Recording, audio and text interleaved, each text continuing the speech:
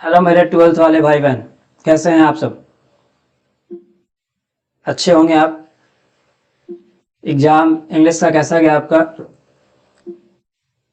आप कहेंगे कि सर बहुत अच्छा गया। मैं भी मानता हूं कि आपका एग्जाम बहुत अच्छा गया होगा क्योंकि आप बहुत मेहनत कर रहे हैं। तो मैं आपके मेहनत में हाथ बटाने आ गया हूं। इकोनॉमिक्स का नेक्स्ट एग्जाम आपका इकोनॉमिक्स होने वाला है, इसलिए मैं आपके मेहनत में हाथ बटाने आया हूं इकोनॉमिक्स का मॉडल क्वेश्चंस लेकर। और आपका इस वीडियो में उस इकोनॉमिक्स मॉडल का पूरा सॉल्यूशन होने वाला है, जिसमें मैं सबसे पहले 40 एमसीक्यूज को सॉल्व करूंगा, डिटेल सॉल्यूशन करूंगा, है ना। सिर्फ टिक नहीं लगाऊंगा, उसके बारे में बहुत सारे डिस्कशन करूंगा, जिससे कि उनसे रिलेटेड और भी अदर एमसीक्यू जो होने वाले हैं आपके एग्जाम में आने वाले हैं वो भी आप सॉल्व कर पाएंगे। तो फिर चलिए शुरू करते हैं आज का सॉल्यूशन। तो हम लोग मिलकर सॉल्यूशन करेंगे। आपको जो आंसर आएगा वो मन में सोचेंगे आप, क्योंकि अगर आप आंसर को इमेजिन करेंगे तो आप अपने एग्जाम में उस क्वेश्चंस को कभी गलत नहीं टिक करेंगे। तो इसलिए मेरे साथ आप भी आंसर दीजिएगा। अगर किसी क्वेश्चन का आंसर अगर आप गलत ही बता दिए तो कोई बात नहीं, फिर मैं जब बताऊंगा तो आप उसे याद कर लेंगे, है ना। तो चलिए, ये आपका जो है इकोनॉमिक्स जैक द्वारा जारी किया गया मॉडल का सेट 1 है और मैं इसका ऑब्जेक्टिव क्वेश्चन सॉल्व करने वाला हूं। तो चलिए, पहला सवाल है हमारा, which problem of an economy is related to the choice of technology of production. यानी कि इकोनॉमी का कौन सा प्रॉब्लम जो है वो किससे रिलेटेड है? चॉइस ऑफ टेक्नोलॉजी से। किससे रिलेटेड है? किससे रिलेटेड है? चॉइस ऑफ टेक्नोलॉजी से रिलेटेड है। चॉइस ऑफ टेक्नोलॉजी से रिलेटेड है। तो आपको पता है कि इकोनॉमी में 3 मॉडल है, इकोनॉमी में 3 प्रॉब्लम है, मॉडल नहीं सॉरी, इकोनॉमी में 3 प्रॉब्लम है। कौन कौन? मेनली 3 प्रॉब्लम है। कौन कौन? वो है आपके what to produce, how to produce and in what to produce, to whom to produce. यानी कि किसके लिए करना है, क्या बनाना है, किसके लिए बनाना है, कितनी मात्रा में बनाना है, कैसे बनाना है, ये सारी प्रॉब्लम है।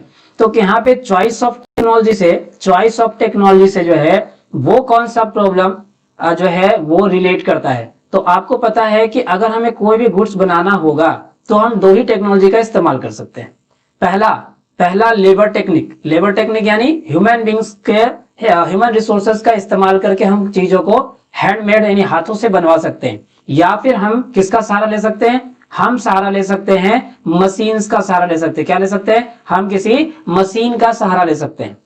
तो यहां पे कह रहा है कि इकोनॉमी का कौन सा प्रॉब्लम जो है वो चॉइस ऑफ टेक्नोलॉजी से रिलेटेड है। वो है हाउ टू प्रोड्यूस, कैसे उत्पादन करें। तो उत्पादन हम या तो लोगों की मदद लेके कर सकते हैं या तो मशीन से कर सकते हैं। व्हाट टू प्रोड्यूस का मतलब ये होता है कि हम किसके लिए बनाएं, है ना, किसके लिए बनाए, क्या चीजें बनाए, कैपिटल गुड्स बनाए, कंज्यूमर गुड्स बनाए, क्या गुड्स बनाए, ये होता है व्हाट टू प्रोड्यूस में। कितनी मात्रा में बनाए, उसका सप्लाई, उसका डिमांड मार्केट में होगा कि नहीं होगा, जो चीज हम बनाने जा रहे हैं कंज्यूमर से खरीदेंगे कि नहीं खरीदेंगे, ये बातें हम ध्यान देते हैं in what quantity to produce. और किसके लिए बनाई जाए, हम गरीबों के लिए बनाए, अमीरों के लिए बनाए, बच्चों के लिए बनाए, लड़के के लिए बनाए, लड़कियों के लिए बनाए, औरतों के लिए बनाए, मर्दों के लिए बनाए, किसके लिए बनाए, ये प्रॉब्लम जो है रिलेट करता है टू होम टू प्रोड्यूस। आए बात समझ में? तो चॉइस ऑफ ध्यान से रखिएगा। अगर क्या बनाना है, क्या उत्पादन करना है, ये व्हाट टू प्रोड्यूस है। कितनी मात्रा में बनाना है, व्हाट क्वांटिटी टू प्रोड्यूस। किसके लिए बनाना है, ये जो है इकोनॉमी का प्रॉब्लम वो टू होम टू प्रोड्यूस से रिलेटेड है। और कैसे बनाना है वो हमारे हाउ टू प्रोड्यूस से रिलेटेड है। क्लियर है? चलिए, तो ध्यान रखिएगा, choice of technology, how to produce. Question number आते हैं 2 पे। क्वेश्चन नंबर 2 है आपका, वो है कि total utility is maximum when the value of marginal utility is what. तो टोटल यूटिलिटी क्या होता है, पहले ये समझ लीजिए। टोटल यूटिलिटी होता क्या है? यूटिलिटी मींस उपयोगिता। यूटिलिटी मींस उपयोगिता, यानी कि अगर आप कोई गुड्स को कंज्यूम कर रहे हैं यानी उसका प्रयोग कर रहे हैं, है ना, तो आप उससे कितना उसका उपयोगिता ले पा रहे हैं, यानी कितना सेटिस्फाई हो पा रहे हैं उस सामान के यूज से। तो कहता है कि वैल्यू ऑफ मार्जिनल यूटिलिटी यानी टोटल यूटिलिटी सबसे ज्यादा होता है, यानी आपका मैक्सिमम सबसे ज्यादा होगा कब? जब आपका मार्जिनल यूटिलिटी क्या होगा? 0। क्या होगा? Marginal utility 0। जैसे आपको एग्जांपल के तौर में समझाता हूं कि अगर आप चॉकलेट खाते हैं तो पहला चॉकलेट खाते हैं तो आपको सेटिस्फैक्शन मिलता है, फिर दूसरा खाते हैं, फिर तीसरा खाते हैं। और जैसे जैसे आप चॉकलेट ज्यादा खाते जाते हैं तो एक समय ऐसा आता है कि जो चॉकलेट आपने बहुत अच्छे से खाना स्टार्ट किया था वो धीरे धीरे आपका उससे इंटरेस्ट क्या हो रहा है? घटते जा रहा है, यानी कि और एक समय ऐसा आएगा जब आप उसको खाना छोड़ देंगे, और एक बार ऐसा आएगा कि जब आपको कोई जबरदस्ती चॉकलेट देगा तो आप उसे मना करना शुरू कर देंगे, यानी आपका सेटिस्फैक्शन लेवल कहां चला जाएगा, जीरो, नीचे चला जाएगा, जीरो से भी नीचे चला जाएगा। यानी कहता है कि आप एक सामान को यूज करने के बाद सबसे ज्यादा सेटिस्फैक्शन कब होगे, जब आपका मार्जिनल यूटिलिटी जो है वो जीरो पे जाके रुक जाएगा। क्यों? क्योंकि जैसे ही आपका सेटिस्फैक्शन लेवल नेगेटिव चला जाएगा तो आपका टोटल यूटिलिटी क्या हो जाएगा, घटते चला जाएगा। तो ध्यान रखिएगा, total utility is maximum when the value of marginal utility is zero. कुल उपयोगिता अधिकतम होती है जब सीमांत उपयोगिता का मान जीरो होता है। क्लियर है? चलिए, तो इसका आंसर जो होना चाहिए वो होना चाहिए आपका,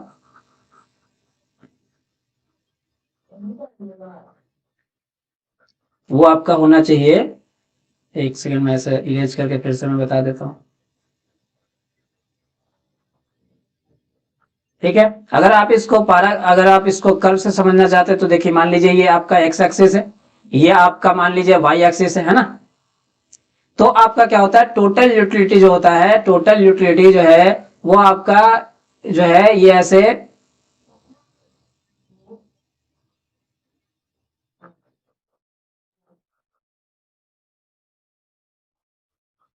तो ध्यान रखिएगा, total utility maximum when the value of marginal utility is zero. Clear है? क्लियर है। क्वेश्चन नंबर 2 का आंसर हो गया ए। क्वेश्चन नंबर 3 है, generally an indifference curve is, indifference curve जो है वो किस आकार का होता है, वो कॉन्वेक्स टू द ओरिजिन होता है, यानी अपने मूल बिंदु, ओरिजिन यानी मूल बिंदु, मूल बिंदु से क्या होता है, उत्तर उत्तर सॉरी उत्तल होता है। क्या होता है? उत्तल होता है। ध्यान रखिएगा, कॉन्वेक्स जो है, सॉरी पीपी से जो है इनडिफरेंस कर्व जो है वो हमेशा क्या होता है, अपने ओरिजिन के कॉन्वेक्स होगा। Generally the slope of demand curve is, slope of demand curve, demand curve जो है, डिमांड कर्व कैसा होता है, डिमांड कर्व जो है इस प्रकार से होता है, डिमांड कर्व। ठीक है, तो डिमांड कर्व जो है वो क्या होता है, जनरली ऋणात्मक होता है। ऋणात्मक यानी कि अगर आपका प्राइस बढ़ता है तो डिमांड घटता है, और अगर आपका प्राइस घटता है तो डिमांड बढ़ता है। तो आपका जो है डिमांड कर्व जो है वो क्या होता है, हमेशा निगेटिव होता है, यानी कि इनवर्स रिलेशन होता है प्राइस और डिमांड के बीच में। क्वेश्चन नंबर 4, एक सरल रेखा मांग वक्र के मध्य बिंदु पर मांग की कीमत लोच होती है। कहता है the price elasticity of demand at mid point of straight line demand curve is. तो देखिए यहाँ पे आपका ये वाई एक्सिस हो गया, ये एक्स एक्सिस हो गया, इस पे हमने एक डिमांड कर्व जो है पुट किया है। तो कहता है कि ओरिजिन के सामने यानी mid point of a straight line, यानी कि ये जो आपका मिड पॉइंट है, यहाँ पे इलास्टिसिटी ऑफ डिमांड का वैल्यू क्या होता है, तो ध्यान रखिएगा वहां पे जब भी मिड पॉइंट का बात करेगा इलास्टिसिटी ऑफ डिमांड का होता है 1। अगर बोलेगा कि आपका वो जो है वाई एक्सिस पे है, अगर आपका वाई एक्सिस पे स्ट्रेट लाइन पे वाई एक्सिस है तो इलास्टिसिटी ऑफ डिमांड जो है वो आपका क्या हो जाएगा, जीरो। अब बोलेगा कि मिड पॉइंट और वाई एक्स एक्सिस के बीच में है तो उसका हो जाएगा इलास्टिसिटी ऑफ डिमांड 1 से कम हो जाएगा। और अगर आपका मिड पॉइंट और वाई एक्सिस से जो है वो बीच में कहेगा तो इलास्टिसिटी 1 से ज्यादा होगा। और अगर आपका बिंदु वाई एक्सिस पे है तो वहां पे इलास्टिसिटी ऑफ डिमांड जो है वो क्या होगा, इनफिनाइट होगा, अनंत होगा। तो इसलिए यहाँ पे आंसर क्या होगा, मिड पॉइंट बिंदु है तो इसका आंसर क्या हो जाएगा, 1 हो जाएगा। क्वेश्चन नंबर 6 में आते हैं, विच of the following curve is inverted U shaped.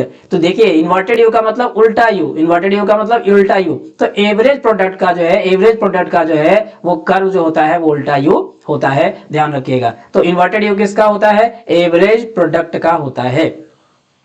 Question number 7 में आते हैं, the measurement of returns to scale in production function q equal to alpha के बीटा इज। तो ध्यान रखिएगा, measurement of return to scale in production function जो है वो हमेशा क्या होता है, अल्फा प्लस बीटा होता है। आंसर इसका क्या हो जाएगा, alpha plus beta. Question number 8, when marginal cost is less than average cost then the average cost. ध्यान दो, मार्जिनल कॉस्ट मैंने क्या बताया था, मार्जिनल कॉस्ट यानी कि एक एक्स्ट्रा यूनिट बनाने के लिए आपको एक्स्ट्रा कितना खर्चा करना पड़ता है उसको बोलते हैं मार्जिनल कॉस्ट। तो marginal cost is less than average cost then the average cost.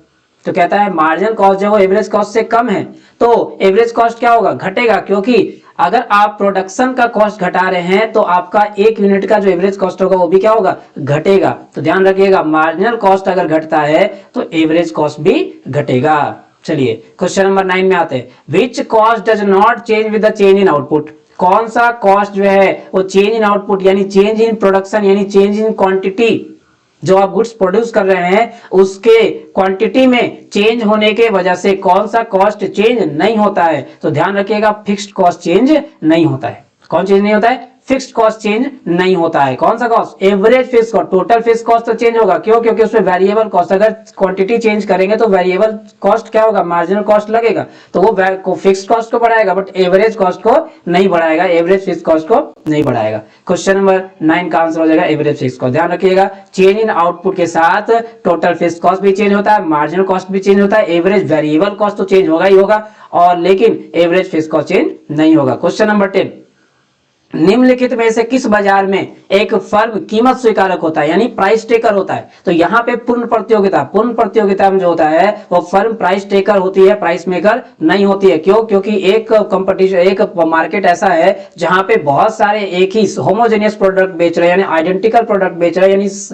Same product बेच रहे हैं। तो यहाँ पे क्या होता है कि जो सारे फर्म मिलकर डिसाइड करेंगे है ना प्राइस, वो सब लोग जो है वो जो है मार्केट में वो प्राइस पे सारी चीजें बेची जाएंगी। तो वहां पे प्राइस टेकर होता है, प्राइस मेकर नहीं होता है। Question number 11, which of the following option is correct for equilibrium of a firm in perfect competition.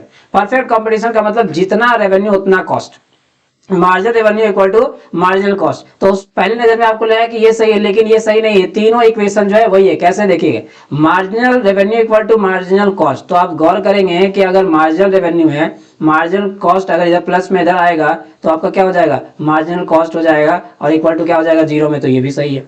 अगर आप इसको डिवाइड, जैसे ये इक्वल टू में है तो एम आर इक्वल टू, अगर इसको आप चाहें तो क्या कर सकते हैं, नीचे भी ला सकते हैं और इक्वल टू किसके बराबर कर सकते हैं आप, ये कटेगा तो क्या आ जाएगा आपका 1 के बराबर आ जाएगा। तो इसलिए आंसर क्या हो जाएगा, इनमें से सभी। So which of the following option is correct for equilibrium of a firm in perfect competition. तो इनमें से सही आंसर होगा। क्वेश्चन नंबर आते हैं 12 पे, which value of elasticity of supply is measured by following diagram. कहता है इस डायग्राम से इलास्टिसिटी ऑफ सप्लाई का कौन सा वैल्यू जो है वो मेजर किया जा सकता है। तो इसमें आप गौर करेंगे, मैंने आपको यहां से पहले से नोट बना के रखा है कि अगर जो है सप्लाई कर्व जो है वो अगर एक एक्सिस को काट रही है तो इलास्टिसिटी ऑफ सप्लाई जो है वो एक से क्या होगा, कम होगा। और अगर जो इलास्टिसिटी ऑफ सप्लाई कर्व है वो अगर आपका ओरिजिन पे है, ओरिजिन से शुरू हो रहा है, ओरिजिन शुरू होगा तो वो हमेशा क्या होगा, इलास्टिसिटी ऑफ सप्लाई 1 होगा। और अगर वाई एक्सिस पे, अगर वाई एक्सिस से शुरू होती है तो वहां पे इलास्टिसिटी का वैल्यू ज्यादा होगा 1 से। तो यहाँ क्या पूछ रहा है, यहाँ पे देखिएगा एक्स एक्सिस से उठ के जा रहा है सप्लाई कर्व, तो इस वजह से यहाँ पे 1 से कम होगा इलास्टिसिटी ऑफ सप्लाई। तो आंसर क्या होगा, लेस देन 1। समझ में आ रहा है आप लोगों को, समझ में आ रहा होगा, जहां नहीं आ रहा होगा आप कमेंट कर सकते हैं। So question number 13, what is the effect of lump sum tax. एक लमसम यानी कि एक मुश्त tax on supply of a goods, यानी कि अगर गुड्स के ऊपर, सप्लाई ऑफ गुड्स के ऊपर अगर एक टैक्स लगा दिया जाए तो उसका क्या इफेक्ट होगा। खुद सोचिए कि अगर आप आप जो गुड्स सप्लाई करने जा रहे हैं उस पर गवर्नमेंट ने टैक्स बढ़ा दिया, टैक्स लगा दिया, तो गुड्स का क्या हो जाएगा, कॉस्ट बढ़ जाएगा। हर चीज का कॉस्ट बढ़ जाएगा। आपको रॉ मटेरियल्स में उस सामान को बनाने के लिए जो आप रॉ मटेरियल्स लाएंगे, लेबर का खर्चा, सभी में आपका जो है कॉस्ट ऑफ प्रोडक्शन बढ़ जाएगा। तो कॉस्ट ऑफ प्रोडक्शन बढ़ जाएगा तो आप सामान कम बना पाएंगे, सामान कम बनाएंगे तो पूर्ति भी कम होगी। तो ध्यान रखिएगा कि अगर सप्लाई ऑफ गुड्स पे टैक्स लगाया जाता है तो कहीं ना कहीं सप्लाई को घटाएगा, सप्लाई को डिमिनिश करेगा। क्लियर है। Question number 14, other things remain unchange, यानी अन्य बातें समान रहने पर मतलब प्राइस में कोई चेंजेस नहीं आया, कोई नेचुरल डिजास्टर नहीं आया, यानी कोई प्राकृतिक आपदा नहीं आई है, कोई कंज्यूमर का टेस्ट प्रेफरेंस चेंज नहीं, यानी कोई भी चेंजेस नहीं हुआ है। तो फिर what is the effect of increase in demand of goods on market equilibrium. तो अगर कोई भी चेंजेस नहीं हुआ है तो अगर आपका डिमांड में इंक्रीज होता है तो मार्केट में इक्विलिब्रियम पे क्या प्रभाव पड़ेगा। तो देखिए सब कुछ सेम है, फिर भी डिमांड बढ़ रहा है, फिर भी क्या हो रहा है, डिमांड बढ़ रहा है। तो भैया सबसे पहले तो अगर डिमांड बढ़ेगा तो प्राइस इंक्रीज करेगा, क्योंकि आप देखे थे डिमांड बढ़ेगा तो सब कुछ सामान रहने पर डिमांड बढ़ रहा है तो क्या होगा, जब चीजें का डिमांड बढ़ जाएगा यानी क्या बोलते हैं सप्लाई ऑफ गुड्स कम हो जाएगी, डिमांड बढ़ जाएगा तो वहां पे लोग खरीदने वाला ज्यादा है तो कहीं ना कहीं कोई भी लाभ कमाना ज्यादा सोचेगा सप्लायर, और वो सामान को ज्यादा दाम में बेचेगा। तो सबसे पहला क्या होगा कि आपका जो प्राइस होगा वो बढ़ेगा और साथ ही साथ आपका जो इक्विलिब्रियम क्वांटिटी विल इंक्रीज, यानी कि यहाँ पे दोनों चीजें यानी क्वांटिटी भी इंक्रीज करेगा और आपका प्राइस भी इंक्रीज कर जाएगा, है ना। तो यहाँ पे आपका आंसर हो जाएगा C. Question number 15, if there is excess of demand then the price tends to, कहता है कि अगर डिमांड ज्यादा है, अभी मैंने बताया अगर डिमांड ज्यादा है तो प्राइस क्या होगा, इंक्रीज करेगा। क्वेश्चन नंबर, डिमांड ज्यादा है तो प्राइस इंक्रीज करेगा, ठीक है। Question number there is 16, there is excess of supply, supply ज्यादा है कब, जब डिमांड कम है, तो डिमांड कम है सप्लाई ज्यादा है तो ये कहलाएगा। अब there is excess of demand, अगर डिमांड कहता ज्यादा है तो डिमांड आपका ज्यादा है सप्लाई कम है, लेकिन यहाँ कह रहा है एक्सेस ऑफ सप्लाई, तो सप्लाई जो है वो ज्यादा है किससे, डिमांड से। क्वेश्चन नंबर 17, अन्य बातें समान रहने पर, एक और क्वेश्चन, अन्य बातें समान रहने पर किसी वस्तु की पूर्ति में कमी होने से बाजार संतुलन पर क्या प्रभाव होगा। अब यहाँ पे क्या हो रहा है, सप्लाई डिक्रीज कर रहा है, तो यहां भी अगर सप्लाई डिक्रीज कर रहा है तो मार्केट में चीजें कम मिलेंगी तो लोग उसे खरीदना तो चाहेंगे, तो खरीदना जब चाहेंगे, सप्लाई कम है फिर भी लोग खरीदना चाह रहे हैं, यानी कहीं ना कहीं प्राइस में इंक्रीज होगा, उस गुड्स का प्राइस में इंक्रीज होगा और साथ ही साथ आपका जो है इक्विलिब्रियम क्वांटिटी भी क्या करेगा, डिक्रीज करेगा। तो equilibrium price will increase and equilibrium quantity will decrease. क्यों, क्योंकि अगर सप्लाई कम हो रहा है फिर भी पैसा ज्यादा देके खरीदेंगे और कम सामान खरीदेंगे क्योंकि सामान में कम सप्लाई हो रहा है, तो यहां पे equilibrium price will increase and equilibrium quantity will decrease. Question number 18, what is the price elasticity of demand for a goods at production level of maximum total revenue in monopoly. कहता है क्या कि एकाधिकार में अधिकतम कुल आगम के उत्पादन स्तर पर वस्तु की मांग की कीमत लोच कितनी होती है, हमेशा याद रखिएगा 1 के इक्वल होती है। जितना अगर प्रोडक्शन लेवल है टोटल रेवेन्यू मोनोपोली, तो जो भी जितना आप बनाएंगे उतना ही आपका इनकम होगा, जितना खर्चा होगा उतना ही इनकम होगा, तो आपका जो है ये आपका प्राइस इलास्टिसिटी क्या हो जाएगा, 1 हो जाएगा। क्वेश्चन नंबर 18 पे आते हैं, how many sellers are there in duopoly, duopoly में कितने सेलर्स होते हैं, नाम से लग रहा है डुओ यानी दो, तो ध्यान रखिएगा डुओपोली मार्केट में 2 सेलर होते हैं, मोनोपोली में 1 सेलर होता है। In which of the following market differentiated goods are produce, यानी कौन सा मार्केट है जिसमें अलग अलग प्रोडक्ट बेचे जाते हैं, एक जैसा नहीं होता, अलग अलग बेचा जाता है, अलग अलग बनाया जाता है, तो वो होता है हमारा मोनोपोलिस्टिक कंपटीशन। यहाँ पे डिफरेंशिएटेड गुड्स बेचे जाते हैं, डिफरेंट गुड बेचे जाते हैं, ठीक है। पूर्ण प्रतियोगिता में होमोजीनियस प्रोडक्ट बेचे जाते हैं, होमोजीनियस यानी कि आइडेंटिकल प्रोडक्ट बेचे जाते हैं, यानी सेम प्रोडक्ट बेचे जाते हैं, ठीक है। और मोनोपोली में जो है वो मोनोपोली जो है एकाधिकार होता है, ठीक है। यहाँ भी जो है वो लगभग सेम प्रोडक्ट बेचे जाते हैं। आगे बढ़ते हैं, all of this, Who is writer of the book? Who is the writer of the book? The General Theory of Employment, Interest and Money। तो ये हमारे J.M. किन्स ने लिखा है। कौन लिखा है, ध्यान रखिएगा J.M. और J.N. में कंफ्यूजन क्रिएट मत कर लीजिएगा, J.M. किन्स होता है, J.M. किन्स। क्वेश्चन नंबर 22 में आते हैं, जीडीपी और एनडीपी में क्या संबंध है। मैंने आपको बताया था कि अगर आपको ग्रॉस यानी जीडीपी यानी ग्रॉस डोमेस्टिक प्रोडक्ट और एनडीपी यानी नेट डोमेस्टिक प्रोडक्ट, तो अगर आपको ग्रॉस से नेट पे जाना है, ग्रॉस से नेट पे जाना है तो आपको क्या करना पड़ेगा, डेप्रिसिएशन माइनस करना पड़ेगा, और अगर नेट से ग्रॉस पे आना है तो डेप्रिसिएशन ऐड करना पड़ेगा। तो यहाँ क्या पूछ रहा है, जीडीपी और एनडीपी में क्या संबंध है, तो देखो GDP equal to NDP minus मूल्य ह्रास डेप्रिसिएशन, नहीं एनडीपी प्लस डेप्रिसिएशन होना चाहिए था। तो यहाँ पे जो ऑप्शन आपका सी है वो है GDP equal to NDP plus depreciation, जो हाँ ये वाला आपका ऑप्शन सही है। तो जीडीपी ग्रॉस कैसे आएगा, नेट में डेप्रिसिएशन ऐड करने के बाद। Question number 23, what is an intermediate goods in manufacturing on which of the following goods, कहता है इंटरमीडिएट गुड्स जो है किसके मैन्युफैक्चरिंग में कौन सा है, गेहूं जो है वो कौन से प्रोडक्ट को बनाने के लिए इंटरमीडिएट गुड्स के रूप में काम करता है। चपाती के लिए, जी हाँ गेहूं रोटी बनाने के लगता है, बिस्कुट बनाने में लगता है, ब्रेड्स बनाने में लगता है, तो सभी यानी कि गेहूं जो है वो इन सभी चीजों को बनाने का इंटरमीडिएट गुड्स है। इंटरमीडिएट गुड्स वो गुड्स जिससे कोई एक फाइनल गुड्स बनाया जाता है, जिसके हम अपने कंज्यूम के लिए, कंजम्पशन के लिए इस्तेमाल करते हैं। क्लियर है, क्लियर है।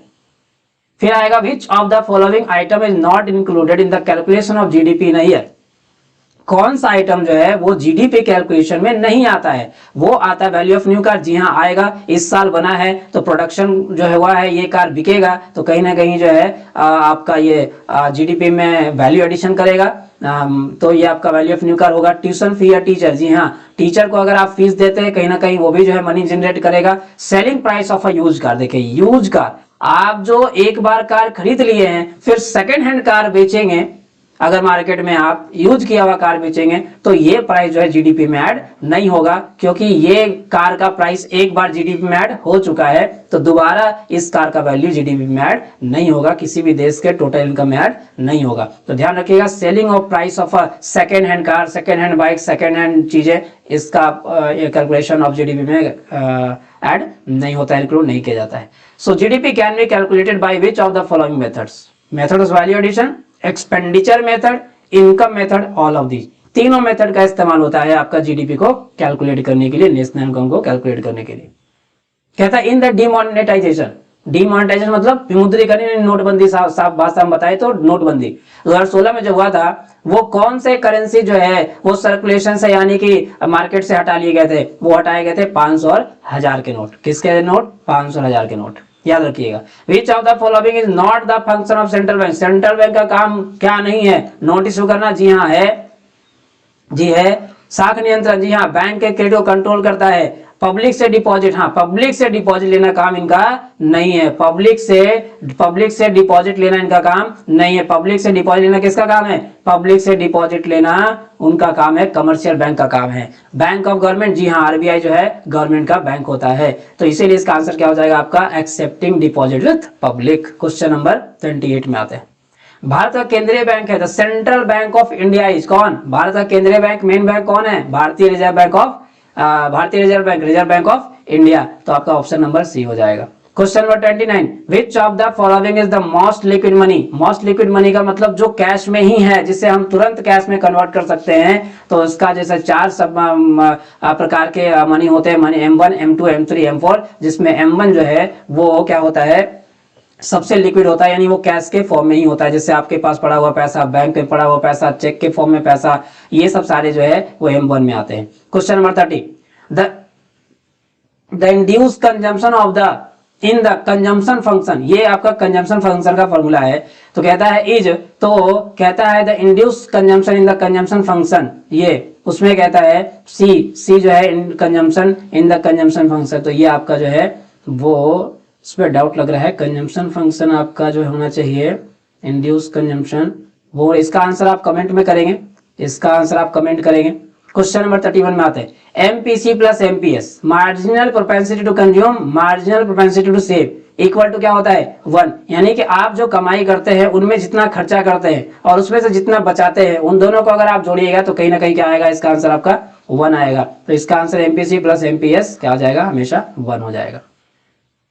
यहां से एक और फॉर्मूला पूछा जा सकता है आपसे, एमपीसी इक्वल टू अगर पूछ दे तो आप क्या करेंगे? 1 में से एमपीएस को घटा देंगे, यानी सेविंग को घटा देंगे। और अगर आपसे सेविंग पूछ दे तो 1 माइनस एमपीसी को यानी कंजम्पशन को घटा देंगे, यानी खर्चा घटा देंगे, तो आपका आंसर आ जाएगा। तो ध्यान रखिएगा, ये आपका सवाल बनेगा, 2 सवाल और इससे बन सकता है जो आपके एग्जाम में आने के बहुत बहुत चांसेस है। Question number 32, what is the line of autonomous investment in the following diagram? Autonomous investment या ऑटोनोमस कंजम्पशन मैंने बताया था कि आप बिना कमाई के, बिना अर्निंग के जो इन्वेस्टमेंट करते हैं या कंजम्पशन करते हैं वो ऑटोनोमस कहलाता है। तो ये जो है वो ऑटोनोमस का, ये सीडी जो है लाइन, ये आपका ऑटोनोमस कंजम्पशन और इन्वेस्टमेंट का लाइन है। तो आंसर क्या हो जाएगा? सीडी। क्वेश्चन नंबर 33 में आते हैं, क्या था? द वैल्यू ऑफ एमपीएस यानी सेविंग दिया हुआ है in an economy 0.4, then what will be the value of multiplier? Multiplier, तो मल्टीप्लायर यानी के, मल्टीप्लायर को के से डिनोट करते हैं क्योंकि किनेशियन थ्योरी ने दिया है, ये किन्स ने दिया है। तो आपका ये हो जाएगा k equal to 1 minus MPS कर लीजिए, या फिर 1 बाई 1 माइनस एमपीसी कर लीजिए, जो फॉर्मूला आपको अच्छा लगता है। तो 1, तो यहाँ पे एमपीएस दिया हुआ है 0.4, तो 1 बाई एमपीएस, तो एमपीएस यानी 0.4 इसको डिवाइड करेंगे तो आपका आ जाएगा 1 पॉइंट हटेगा, ऊपर 0 बैठेगा, यहाँ आ जाएगा 4, इसको काटेंगे आप तो आ जाएगा 5/2, इसको अगर काटेंगे तो आ जाएगा 2.5। तो इसका आंसर क्या हो जाएगा? 2.5। क्लियर है? तो ध्यान रखिएगा, इस फॉर्मूले से आप कोई भी एमपीएस और एमपीसी से रिलेटेड क्वेश्चन रहेगा तो आप मल्टीप्लायर निकाल लेंगे। Question number 34, which of the following is not an example of direct tax. Direct tax वो टैक्स होता है जिसका बटन आप शिफ्ट नहीं कर सकते, जिसका बटन आप शिफ्ट नहीं कर सकते दूसरे के ऊपर। तो डायरेक्ट टैक्स क्या होता है? Gift tax. Gift tax, gift को देंगे तो आपको ही टैक्स देना पड़ेगा। वेल्थ टैक्स, अपनी कमाई पे टैक्स कौन देगा? आप देंगे। इनकम टैक्स पे टैक्स कौन देगा? आप देंगे। आप अपना कमाई पर टैक्स दूसरे को देने के लिए नहीं बोल सकते। लेकिन गुड्स एंड सर्विसेज एक इनडायरेक्ट टैक्स है, क्योंकि दुकानदार आपसे कलेक्ट करता है, आप टैक्स पे करते हैं, लेकिन किसको? गवर्नमेंट को नहीं, दुकान को। और दुकानदार जो है वो गवर्नमेंट को पेड करता है। तो कहीं ना कहीं जो है वो अपना बटन शिफ्ट कर रहा है, किसके ऊपर? आपके ऊपर शिफ्ट कर रहा है। तो इसलिए क्या होगा? ये गुड्स एंड सर्विस टैक्स जो है वो डायरेक्ट टैक्स नहीं होगा।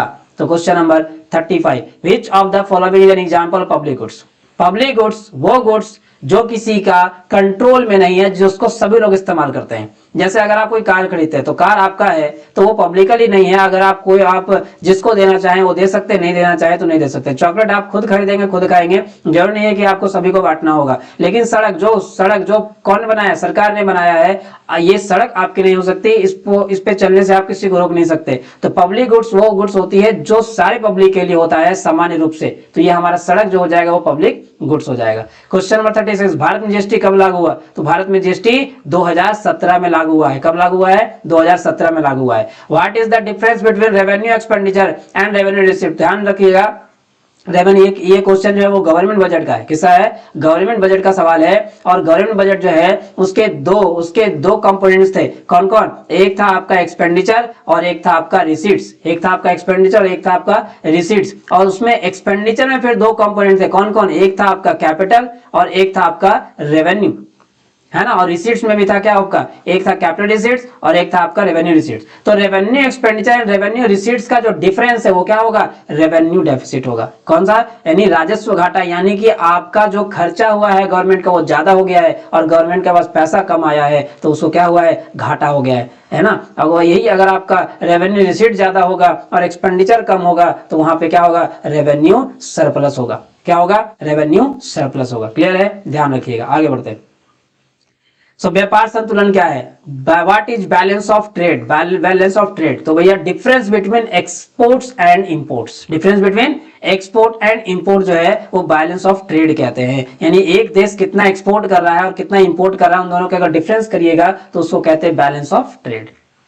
Question number 39, if an Indian buys a Chinese mobile company, अगर एक भारतीय एक चाइना के मोबाइल कंपनी खरीदता है, so where will this transaction be enter in India balance of payment. तो गौर करो कि यहाँ पे एक इंडियन चाइना कंपनी खरीद रहा है, यानी कहीं ना कहीं वो इन्वेस्टमेंट कर रहा है। क्या कर रहा है? इन्वेस्टमेंट कर रहा है। कहाँ? फॉरेन कंट्री में इन्वेस्टमेंट कर रहा है। तो ये ट्रांजेक्शन जो है वो कहाँ रिकॉर्ड होगी? कैपिटल में रिकॉर्ड होगी, कैपिटल अकाउंट में। और डेबिट साइड में क्यों होगी? कहीं ना कहीं पैसा वो जा रहा है। पैसा आएगा तो क्रेडिट करेगा, पैसा जाएगा तो डेबिट करेगा। सिंपल सा रूल है। तो आपको याद करा दे, बैलेंस ऑफ पेमेंट में जो है वो दो अकाउंट मेनली खुलते हैं। एक होता है आपका कैपिटल अकाउंट, दूसरा होता है करेंट अकाउंट। कैपिटल अकाउंट में जो है वो कैपिटल एक्सपेंडिचर और कैपिटल रिसीव्स को शो करते हैं, और आपका जो करेंट अकाउंट में है वो आपका एक्सपोर्ट और इंपोर्ट को, यानी गुड्स एंड सर्विसेज की खरीद बिक्री को रिकॉर्ड करते हैं। क्लियर है? चलिए आगे बढ़ते हैं। तो यहाँ पे क्या हो जाएगा आंसर? चाइना कंपनी वाला, जो भारतीय एक चाइना कंपनी खरीद रहा है तो ये कहीं ना कहीं इन्वेस्टमेंट कर रहा है। पैसा यहां से जाएगा तो वो अपने कैपिटल अकाउंट में, यानी गवर्नमेंट कैपिटल अकाउंट के डेबिट साइड में रिकॉर्ड करेगी। क्वेश्चन नंबर 40, लास्ट क्वेश्चन हमारे सेट का है। विच of the following item is a component of current account of balance of payment? मैंने अभी तुरंत बताया करेंट अकाउंट में क्या चीजें रिकॉर्ड करते हैं? Export of goods and import of goods. तो यहाँ पे आ जाएगा export of goods. Current account में एक्सपोर्ट और इंपोर्ट को शो करते हैं, तो इसलिए आपका आंसर हो जाएगा एक्सपोर्ट ऑफ गुड्स। तो चलिए, आपका जैग मॉडल का पहला सेट जो है उसका मैंने आपके सामने एमसीक्यू सॉल्व कर दिया है। नेक्स्ट वीडियो में जो है आपका मैं सब्जेक्टिव क्वेश्चंस के साथ आने वाला हूं, तो प्लीज इस वीडियो को देखिए, शेयर करिए और चैनल को सब्सक्राइब कीजिए, जिससे कि जो भी नए वीडियो जाए उनका नोटिफिकेशन आपको मिलता रहे। और कहीं भी अगर कोई क्वेश्चन में डाउट हुआ तो आप प्लीज कमेंट करें। कोई वीडियो के रिगार्डिंग कोई प्रॉब्लम अगर आपको आ रहा हो, वॉइस क्लियर नहीं है या फिर आपके वीडियो सही से नहीं चल रहा है, तो आप प्लीज कमेंट करके जरूर बताएं और वीडियो को लाइक करें, सब्सक्राइब करें और शेयर जरूर करें, जिससे कि आपके फ्रेंड्स को हेल्प हो। और नेक्स्ट वीडियो में मैं इसका सब्जेक्टिव क्वेश्चंस का बेस्ट और इजी सॉल्यूशन लेकर आने वाला हूं, तो प्लीज बने रहिए। Thank you.